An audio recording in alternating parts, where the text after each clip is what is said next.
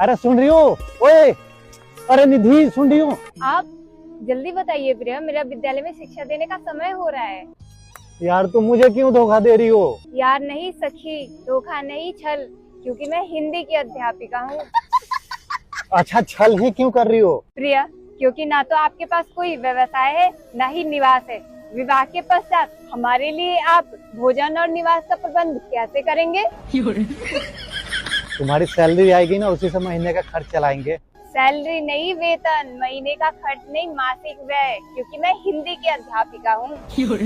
अरे पागल लड़की, मेरी नजरों से दूर हो जाओ। पागल लड़की नहीं, मूर्ख कन्या। नजरों से दूर होना नहीं, नेत्र दृष्टि से ओझल हो जाना, क्योंकि मैं हिंदी की अध्यापिका हूँ।